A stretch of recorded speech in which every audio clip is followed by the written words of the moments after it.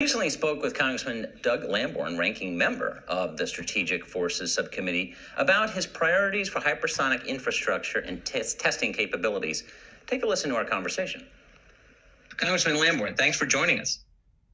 You're welcome. Thanks for inviting me on this important subject. Well, the U.S. military says hypersonics will be in the field at the end of fiscal year 23. What investments need to be made, and what are you as a policymaker closely tracking this issue, thinking about this issue going forward? Well, I think this is maybe the most important issue facing the future of our strategic forces in the military.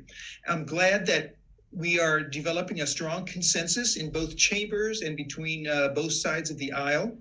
We are putting $2 billion into this issue in various ways in this coming NDAA, and I'm really glad for that. One is a hypersonics initiative that Congress is adopting, and we are also developing more R&D dollars. One thing I am really concerned about that we need to do more of is testing. Testing is something we're behind on. We're behind China and even Russia for that matter. But China have everybody. They are the pacing threat, and we are behind China.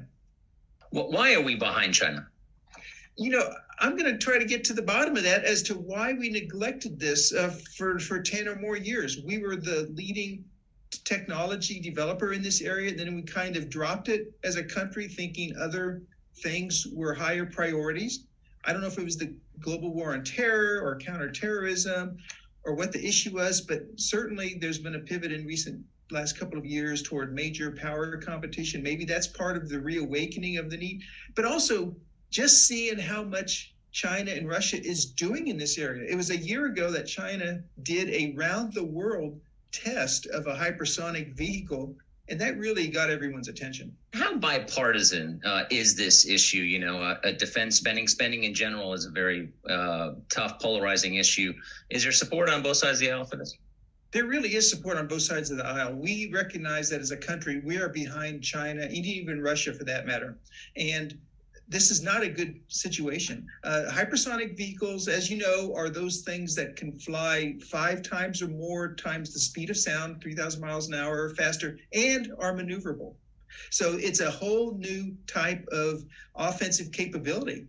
And we are behind, no doubt about it. Like you said earlier, Bob, the Army hopes to have something operational by the end of the next calendar year, and we're doing everything we can to make sure that they achieve that goal. The Navy and the Air Force are working diligently on this as well. But I think our goal in Congress has to be to make them work faster and harder and smarter. I know they want to, but we need to make sure they have the resources and the people and the testing capability to get this done. Now, I know you said this is a bipartisan issue, but will the topic get more attention or more hearings next year if, as expected, the House flips to Republicans? Well, if I have the good fortune of being the chairman of the Subcommittee on Strategic Forces, it's absolutely going to get a lot more attention. It's my number one priority.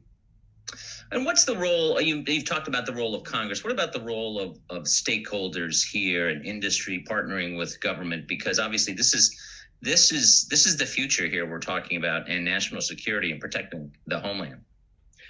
Bob, all of the above need to be heavily involved. Administration, DOD, industry, academia to supply the people, the young talent that's going to grow into this area and become, through apprenticeships and so on, to get attached to this area with industry or the military and produce great creative breakthroughs. We need more technology R&D, and we need more dollars, frankly, from Congress to make it happen. What about the issues that have come up during COVID? We've had a labor shortage. We've had supply chain problems around the globe, which certainly has affected us. How is that affecting, or could it affect hypersonics? It could affect that and so many other areas of cutting edge technology. We are facing a shortage of highly qualified people. We need to do a better job, industry, the military, and academia, to get our act together and get these young minds pointed in the right direction and well trained and motivated. There's a lot to offer in these areas. People can really contribute to our national security by getting involved and dedicating their talents and future to this area, and I sure hope they do so. What would you say? There's some who follow politics, many on the left, who say, we spend a lot of money on defense. Why is this so important? Why should it be a priority? Well, if it's just money they're concerned about, I think it's not really what their priority is. But if money is what they're concerned about, it'll cost a lot more if we get way behind and we start getting threats and outmaneuvered on the world stage by countries like China. They don't have a Western set of values that they adhere to. Look at their human rights record. It's abysmal. And we don't want that kind of force in the world dominating world events. So it's going to cost a lot more and be a lot more perilous and dangerous and negative for the world if they have their way, and we don't have, we can't match them. I think what we need, Bob, is hypersonic parity. We need to have an equal ability to produce the technology. We'll worry about the numbers later, but to have the qualitative parity where we can match what they do.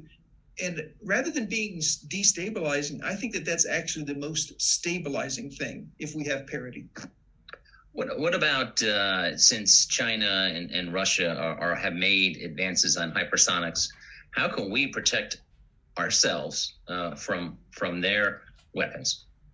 One thing we need to do is also, at the same time as we're developing an offensive capability, is to develop a defensive capability.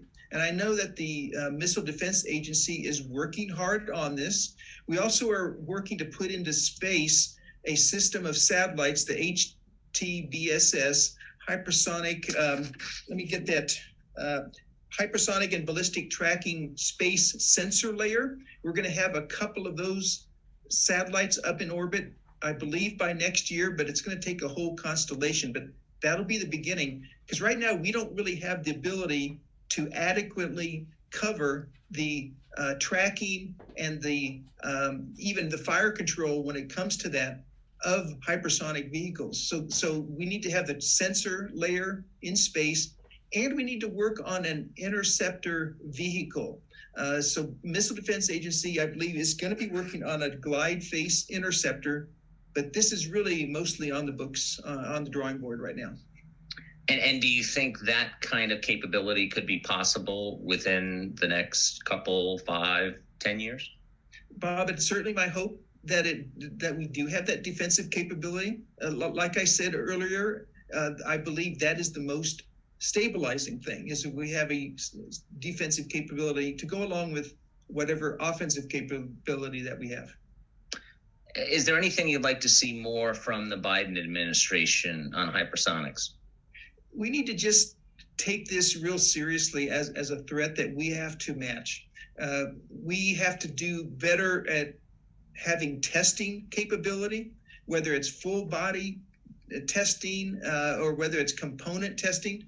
We are working on some facilities, small and large, to do both full vehicle and component testing. That's a good step, but we need to do more. We need to have a space tracking layer when we do testing.